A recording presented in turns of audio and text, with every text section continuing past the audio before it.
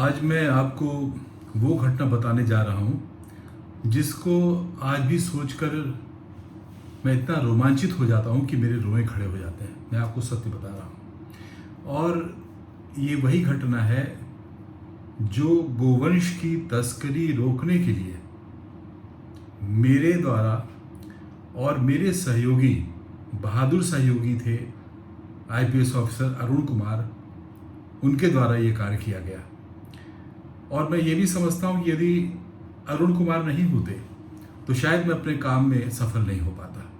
तो मैं सबसे पहले प्रशंसा करता हूँ और धन्यवाद देता हूँ एक बहुत ही अच्छे ऑफिसर, बहादुर, ईमानदार, साफ सुथरे छवि के श्री अरुण कुमार, जिन्होंने मेरे साथ मिलकर आज से लगभग 35 साल पहले वो काम किया जो काम आप अकेले कर सकते हैं, आपके साथ कोई नहीं था। आज का माहौल दूसरा है। आज आपके साथ सरकार है, सरकार गोवंश की रक्षा के लिए निर्देश देती है, प्रयास करती है। लेकिन उस समय यद्यपि काउ स्लॉटर एक्ट तो था, लेकिन जब हम लोग इसको रोकने के लिए निकले तो हम लोग बिल्कुल अकेले थे। हमारे साथ कोई नहीं था, न पब्लिक थी, न नेता थे, न कोई अधिकारी था। तो मैं वहीं पे आपको जल्दी से ले चलता हूं घटना को। मुझे मालूम जब चला कि ऐसा ऐसा होता है तो मैंने अपने काउंटर पार्ट अरुण कुमार से बात की। मैंने कहा यहाँ गोवंश की तस्करी का बहुत बड़ा अड्डा हो गया है और पूरे नॉर्दर्न इंडिया से गाय बछड़े आते हैं और उनको कलकत्ता ले जाया जाता है बिहार के माध्यम से, बिहार होते हुए। और हमारे जो क्षेत्र हैं मुगलसराय, अलीगंज, चंदौली, सैयद राजा, यहाँ की पुलिस थाने भी इन्वॉल्व हो चुके हैं। तो इस पर उन्होंने कहा तो बहुत गलत है, रोका जाए। हमने निर्णय ले लिया कि इसको रोकना है। सबसे पहले हम लोगों ने जो एक होता है उत्साह, उत्साह में हम लोगों ने सबसे पहले उन ट्रकों को रोकना शुरू किया जिनमें जानवर होते थे। वो ट्रक दूर से दिख जाते थे। हम लोग जब जीटी रोड पे चलते थे तो दूर से पता चल जाता था कि ये बड़े बड़े फट्टों से ढके रहते थे। वो ट्रक कुछ दिखता नहीं था और ऊपर से खुले होते थे। हम लोगों ने रोक रोक के ट्रक वालों को, और ट्रक वाले भागते थे, हम लोग दौड़ाते थे, उनको रोक रोक के हम लोगों ने ट्रक से जानवर उतारना शुरू किया। और आपको सत्य बता रहा हूं कि इतने जानवर उतरते थे, सब गोवंश। बहुत से कमजोर होते थे, बहुत से बछड़े होते थे 6 महीने, 1 साल, 2 साल के, और विशेष रूप से जर्सी गाय के, जिनके हम्प नहीं होता है और वो जोतने के काम नहीं आ सकते हैं। तो उन बछड़ों का बहुत बड़ा तस्करी होता था। और संभवतः मुझे बाद में लोगों ने बताया कि इनके जो स्किन होते हैं, लेदर होता है, छोटा साइज का होता है, तो इनको काफ लेदर बनाकर बहुत महंगे दामों में इनको बेचा जाता है कलकत्ता से। तो बड़ा कष्ट होता था जब हम लोग जानवर उतारते थे, जो बीमार गायें, बुढ़े बैल और ये छोटे छोटे बच्चे जर्सी गाय के, हम लोग उतरवा के उसको काजी हाउस में भेजते थे। जो अच्छे होते थे, दुधारू होते थे, गांव वाले ले जाते थे। और ऐसे ही हम लोगों ने सैकड़ों ट्रकों से काम किया। तो काफ़ी उसका असर हुआ। 3-4 दिन में हम लोगों ने कर शुरू कर दिया। और ऐसी ऐसी घटनाएं हुई कि एक बार मुझे याद है, मैं था, अरुण थे या नहीं थे, ट्रक वालों को दौड़ाते थे, ट्रक वाले भागते थे। जीटी रोड पे इतनी हैवी ट्रैफिक होती थी और सिंगल रोड होती थी, उधर से भी ट्रक आ रहे होते थे, उसको ओवरटेक करना कितना कठिन होता था। और वो ट्रक वाले भगाते थे बड़ी तेजी से, और भगा के कोशिश करते थे कि सीधे हम लोग बिहार बॉर्डर में घुस जाएं। तो ऐसी घटना घटित हुई। एक ट्रक वाला भगा रहा था तेजी से, हम लोग पीछे पीछे दौड़ रहे थे अपनी जीप लेकर, और किसी तरीके से हमने जीप के उसके पास पहुंचे। उस समय कुछ ट्रैफिक सामने आ गया था, कुछ हल्का हो गया था, वो धीरे हो गई थी। मैंने लटक के उसकी गर्दन, कॉलर पकड़ी ड्राइवर की, और वो उसने गाड़ी को, ट्रक को तेज चला दिया। अब सोचिए, मैं लटका हुआ हूँ, वो ड्राइवर भगा रहा है, काफ़ी दूर तक ले गया ऐसे खींच के वो। फिर हमारा भी ड्राइवर था, वो लोगों को उन्होंने किसी भी तरीके से, ट्रक वालों ने देखा कि एक आदमी लटका हुआ है और वो गाड़ी भाग रही है, तो ट्रक वालों ने घेर के उसको पकड़ा। अब मैं चूंकि पुलिस छोड़ के आया था, तो मेरे में उत्साह, शक्ति वही सब पुलिस वाली थी कि काम कैसे होता है, और हाथ भी उस समय खुला हुआ था। तो निश्चित रूप से इस तरीके के ड्राइवर्स और जो इसमें इन्वॉल्व होते थे, उनको हम लोग कैसा पिटाई करते थे, आप लोग खुद सोच सकते हैं। एक घटना और मुझे याद है कि मैंने ट्रक को दौड़ाया और ट्रक 2-3 ट्रक थे, भागते गए भागते गए भागते गए और बॉर्डर क्रॉस कर गए सैयद राजा का, बिहार बॉर्डर। कर्मनासा नदी थी, कर्मनासा नदी पार कर गए, मैं पीछे भागता गया। कोई मोहनिया वनिया पुलिस पोस्ट होती थी बिहार की, उसमें घुस गई ट्रक, मैं भी घुस गया। वहाँ जाके कोई भीड़ भाड़ थी, मेला वाला टाइप था, ट्रक खड़े हो गए। मेरे साथ 2 सिपाही थे, एक चपरासी एक ड्राइवर। उतर के मैंने ट्रक वालों को पकड़ना शुरू किया, धुआंधार ट्रक ड्राइवर को उतार के ट्रक की चाबी लेना, वो करना। उसी समय वहाँ का लोकल हवलदार टाइप के 2-3 सिपाही चले आए कि देखा मेरी गाड़ी, समझ गए कोई अफसर है यूपी का। कैसा सर क्या हुआ? हमने कहा ये ऐसे ऐसे लोग गाय कटने के लिए जा रहे हैं। तो लोगों ने कोऑपरेट किया, लेकिन मैंने जब वायरलेस, चूँकि वो वायरलेस सेट जो था वो वहाँ उसके आगे बोल नहीं पाता था, मतलब रिसीव नहीं होता था यहाँ का, हमारे बनारस का, तो मेरा वायरलेस सिस्टम काम ही नहीं कर रहा था। लेकिन मालूम चल गया, जब जिस तरीके से हम गाड़ी भाग के गई थी, तो रास्ते में चूँकि तहसील थी, थाने थे, सबको मालूम चल गया कि एजेंट साहब भागे हैं किसी ट्रक के पीछे।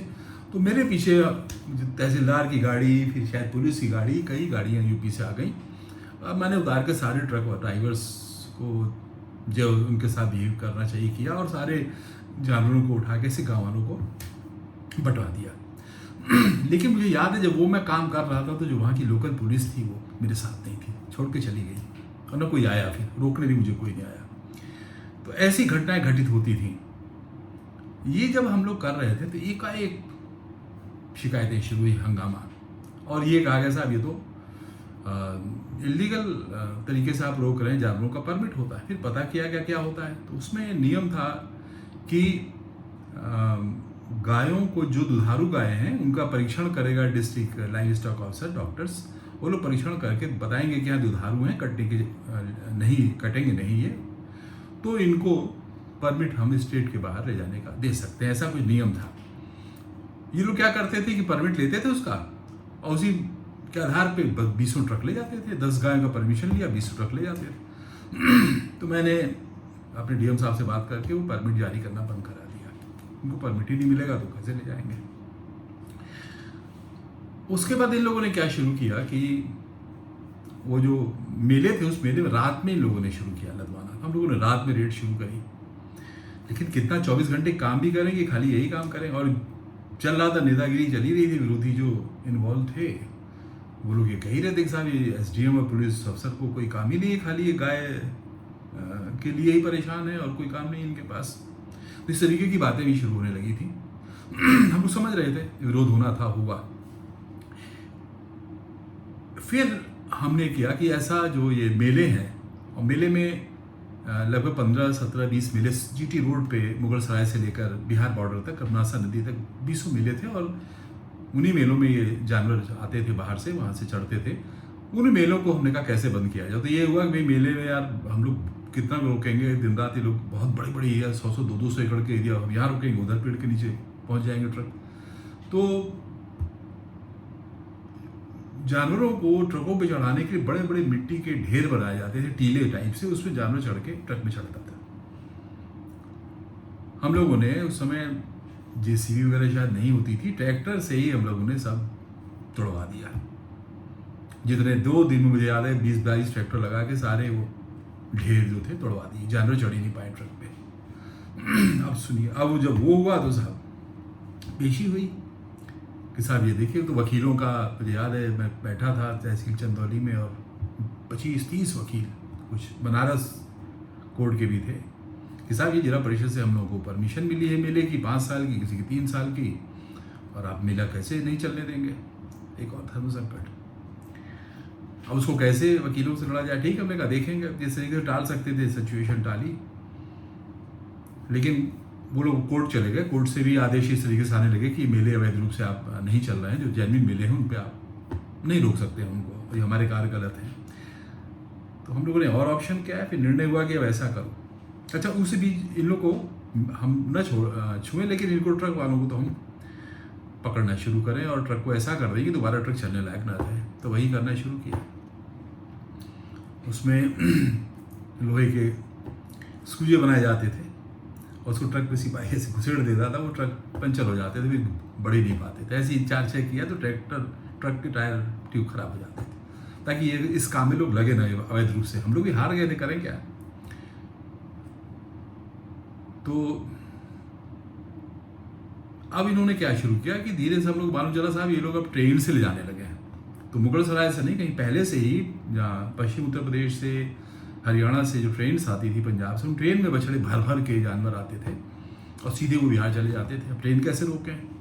अब सोचिए कि वो जो रोड था, ट्रेन का रूट था, वो कलकत्ता तक जाता था और उस समय का सबसे इम्पॉर्टेंट रूट था। उसमें बड़ी बड़ी इंपॉर्टेंट डीलक्स, बॉम्बे मेल सब ट्रेनें चलती थी और बड़ा फास्ट था। 10-10, 20-20 मिनट पे ट्रेन आती थी, 30 मिनट पे। अब हम उन जो पैसेंजर ट्रेन का जो टाइमिंग है उनको कैसे करें। मुगल सराय रेलवे स्टेशन पर अगर हम रोक के करते हैं ट्रेनों को, तो वहाँ पे जानवर कहाँ उतारे हम। 1-1 हज़ार जानवर होते थे, गाय होती थी, बछड़े। तो आप सोचिए कि किस तरीके से हम लोगों ने कैसे प्लान करके छोटे छोटे स्टेशन पे टाइमिंग दे के ट्रेनों को रुकवाया और रुकवा के सारे डिब्बों को खोल खोल के जानवरों को, जो गांव वालों को, गोवंश की जो रक्षक समितियां थीं, उन लोगों को बंटवाना शुरू किया। 2 या 3 ट्रेनें हम लोगों ने रोकी, उसके बाद ट्रेन से आना जाना। और फिर हम लोग को इन्फॉर्मेशन रेलवे वाले हमको दे देते थे, जीआरपी वाले, रेलवे वाले, साहब इस ट्रेन में जानवर हैं। तो हम लोग पकड़ लेते थे ट्रेन और पूरी ट्रेन खाली करा देते थे। तो कुल मिला के हमने ये जो काम किया, इसमें एक और चीज़ बड़ी इंपॉर्टेंट थी। जो थाने होते थे, उन थानों से इन लोगों का बंधा होता था पैसा, और थानों में डायरिया होती थी बाकायदा। जो ट्रक निकलता था उस पर ट्रक ड्राइवर नंबर चढ़ाता था ट्रक का कि ये ट्रक कितने बजे निकला, ये ट्रक निकला। वो भी हम लोगों ने पकड़ा, रोका। और ये जो ड्राइवर होते थे, इसके अलावा ये पैसे की गड्डी लेके चलते थे। अगर कहीं रास्ते में पूरे कलकत्ता तक इनको कोई मिलता था तो ये रास्ते में ही 500, 500 नहीं, 100 रुपये होता था मेरे ख्याल से, 50-100 ऐसी पकड़ा देते थे सिपाही। वो कुछ कम दिया किसी, ऐसे से पकड़ा के ये लोग आगे बढ़ जाया करते। तो बिहार में तो बहुत बुरी हालत थी। कोई नहीं रोकता था, खाली पैसा दिया, छोड़ देते थे। वो सारे हम लोगों ने नेक्सस तोड़े।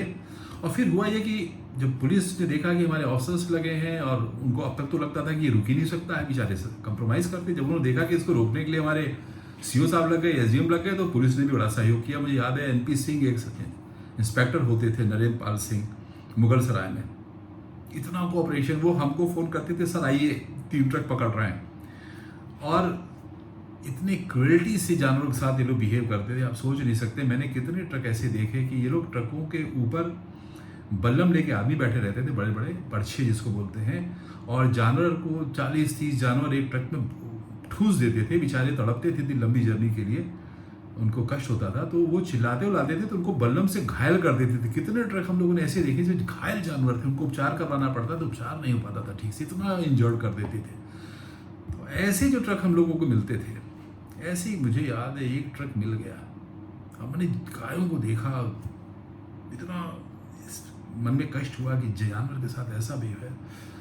और मुझे याद है बेंत में रखता था अपने गाड़ी में, एक ड्राइवर जो था वो भी चपरासी मेरा, वो भी एक बेंत उधर ड्राइवर के पास रखता। 2 बेंत होते थे मजबूत। और मैं आपको जो बोल रहा हूँ एकदम सही, बेंत से पिटाई शुरू करी, बेंत से धुआं के पाउडर निकलने लगा। इतना धुनाई इन लोगों की मैंने, और मेरे पता नहीं चला, मेरे हाथ में छाला पड़ गया। दोनों हाथों को मैंने यूज़ किया करके। इतना गुस्सा आता था देख के कि कैसे होता। और ये सब काम जो उस समय हम लोग करते थे, हम अकेले थे, कोई नहीं था हमारे साथ। जो भी लोग कहते थे साहब ये लोग एसडीएम साहब लोग, सीओ साहब लोग क्या कर रहे हैं, कोई फ़ायदा क्या होगा, ख़त्म थोड़ी ना होगा, फिर शुरू हो जाएगा। ये मैं आपको घटना केवल इसलिए बता रहा हूँ कि कोई भी आप अच्छा काम करने जाएंगे, आप अकेले हो जाएंगे। और यदि आप अकेले हो गए तो सोचिए कितना हतोत्साहित हो जाएंगे। मैं तो बड़ा अपना सौभाग्य समझता हूँ, और आज के एपिसोड के माध्यम से मैं केवल प्रशंसा करता हूँ आईपीएस ऑफिसर अरुण कुमार की, बहादुर आदमी, जिन्होंने इस काम में इतना मेहनत किया, इतना जोश दिखाया और इस काम को, गलत काम को रोका। आज से 35-36 साल पहले हमारे साथ कोई नहीं होता था, अकेले हमारी खाली बुराई और हंसी होती थी, क्या करें। हम लोग चूंकि देखते थे कि ये गलत है, रहा नहीं जाता था। यहाँ पे मैं एक बात और आपको बताना चाहता हूँ कि ये जो गोवंश का कटाने का जो परंपराएं हैं कि साहब वो 10 साल 8 साल बाद वृद्ध हो गए, बेकार हो गए, दूध नहीं दे रहे, काट दो, ये महामूर्खतापूर्ण परंपरा है और गलत है एकदम। हम उसको धार्मिक रूप से नहीं कहते, हम इकोनॉमिक रूप से, आर्थिक रूप से भी, साइंटिफिक रूप से भी गोवंश हमारे लिए बहुत इम्पॉर्टेंट है। उसका गोबर, उसका मूत्र, वो हमारे खेत को उपजाऊ बनाता है। और जो भारत की स्थिति, पंजाब का, मैं वहाँ ऑब्जर्वर था पंजाब में, मैंने देख रखा कि 400-500 फीट पे पानी निकलता है और वहाँ की ज़मीन अगर वो यूरिया डाई न डालिए तो फसल हो ही नहीं सकती है। और यही स्थिति पूरे उत्तर प्रदेश में होने वाली है। जितनी ज़मीनें हैं, मैंने खुद गांव में खेती कराता हूँ, मैंने कई बार कोशिश करी कि मैं अपनी ज़मीन में यूरिया बिना डाई के फसल उगाऊं, कोई फसल नहीं हुई, एकदम सूख की मरी फसल हुई, वो भी पूरी ग्रोथ नहीं हो पाई, पौधे भी सूख जाते थे, खाली पौधे बढ़ जाते थे, अन्न उसमें नहीं होता था। तो ज़मीनों की तो ये हालत हो गई। और कितना उसमें वर्मी कंपोस्ट डालेंगे, कितना ऑर्गेनिक डालेंगे, केवल ही गोबर है, गोबर की खाद जो कि सस्ते में हमको एबंडेंस में मिलती है। अगर हमने 2 गाय रख ली तो समझिए हमारे 4 बीघा 5 बीघा खेत जो है ऑर्गेनिक होते रहेंगे।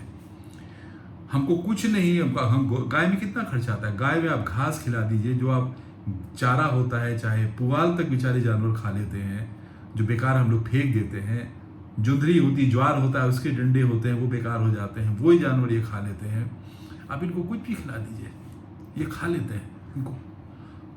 और आपको दूध देते हैं जब तक उनमें शक्ति होती है। जब दूध नहीं होता है तो अगर मेल हैं आप तो आपको गोबर देते हैं, मूत्र देते हैं, आप उसको खेत में डालिए और खेत का रूप बदल जाएगा। और ये हम लोग उत्तर प्रदेश में इस चीज़ को अगर कर लेते हैं तो पूरी दुनिया के लिए उदाहरण हो जाएगा। इसलिए मैं कह रहा हूँ कि उत्तर प्रदेश की गंजेटिक वैली जो है, गंगा के किनारे की ज़मीन बड़ी उपजाऊ है।